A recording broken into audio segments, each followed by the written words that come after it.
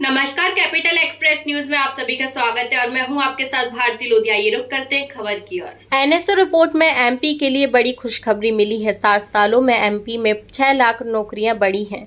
आलोचना करने वाले विपक्ष को ये रिपोर्ट देख लेना चाहिए। रोजगार 12% बढ़ा है। एमपी सरकार और मोहन यादव को बधाई देता हूं। डबल इंजन की सरकार में हम आगे बढ़ रहे हैं। रिजर्व बैंक के आंकड़ों में भी देश के 6% रोजगार बढ़ा है। जहां बीजेपी की सरकार नहीं है वहां रोजगार कम हुआ है। बंगाल में 30% घटा है। कांग्रेस शासित कर्नाटक में भी यही हाल है। 3 तलाक को लेकर पिटीशन पर बोले बीडी शर्मा। सुप्रीम कोर्ट में एक मुस्लिम युवक ने पिटीशन लगाई थी। सुप्रीम कोर्ट ने याचिका खारिज कर दी। गुजारा भत्ता भी देने की बात की।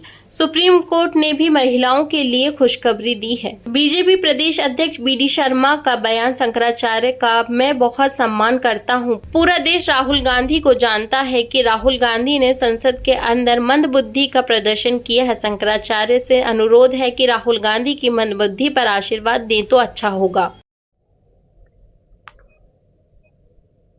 आज भारत माननीय प्रधानमंत्री नरेंद्र मोदी जी के नेतृत्व में, जो मैंने पहले ही कहा कि वसुधैव कुटुंबकम की कल्पना पर एक विश्व बंधुत्व की ओर भारत आज बढ़ रहा है, तो इसलिए मैं माननीय प्रधानमंत्री नरेंद्र मोदी जी को बधाई के साथ 140 करोड़ जनता को भी, ये 140 करोड़ जनता का सम्मान माननीय प्रधानमंत्री मोदी जी को प्रतिनिधि के तौर पर रूसी संघ ने जो दिया है।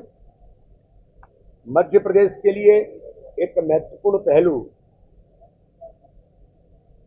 आप सबने देखा होगा कि जो राष्ट्रीय सांख्यिकी कार्यालय है, एनएसओ की रिपोर्ट में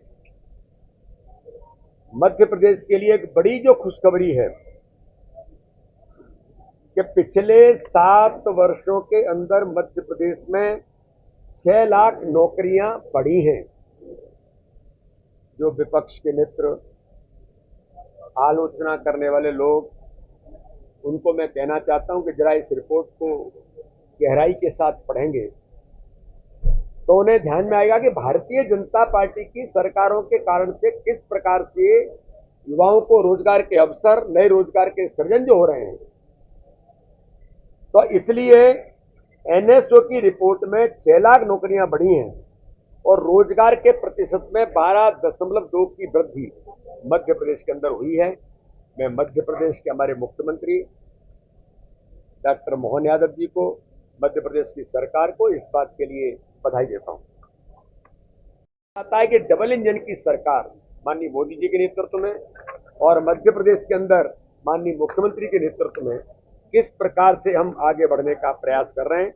ये हमारी जनहितैषी योजनाएं, स्टार्टअप और अलग अलग प्रकार के रोजगार के अवसर जो आज भारतीय जनता पार्टी की सरकार ने दिए हैं, उसका ये कारण बनता है। अगर रिजर्व बैंक के आंकड़ों में भी नजर डालते हैं तो मौजूदा वित्तीय वर्ष में देश में 6% रोजगार बढ़ा है देश के अंदर। तो इसलिए इस दिशा में, और जहां पर भारतीय जनता पार्टी की सरकारें नहीं हैं, बंगाल के अंदर रोजगार 30% घटा है और वहीं मध्य प्रदेश में 12.2% बढ़ा है। कांग्रेस शासित राज्य कर्नाटक में भी 13% कम हुआ है। तमिलनाडु में भी 12% से अधिक के रोजगार घटे हैं। तो इसलिए डबल इंजन की सरकार का इंपैक्ट,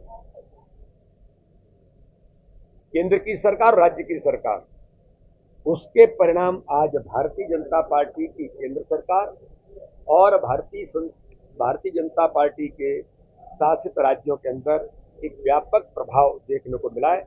माननीय प्रधानमंत्री जी को, हमारे मुख्यमंत्री जी को मैं इस बात के लिए बहुत बधाई और शुभकामनाएं देता हूं।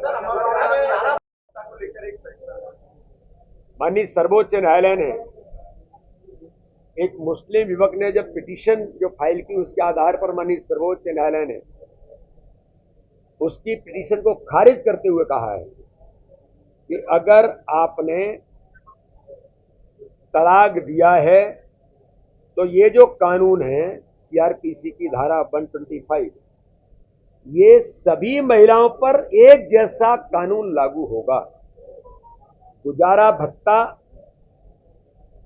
उन महिलाओं को भी अवसर मिलेगा। ये माननीय सर्वोच्च न्यायालय ने एक महत्वपूर्ण निर्णय उस याचिका को खारिज करते हुए दिया है।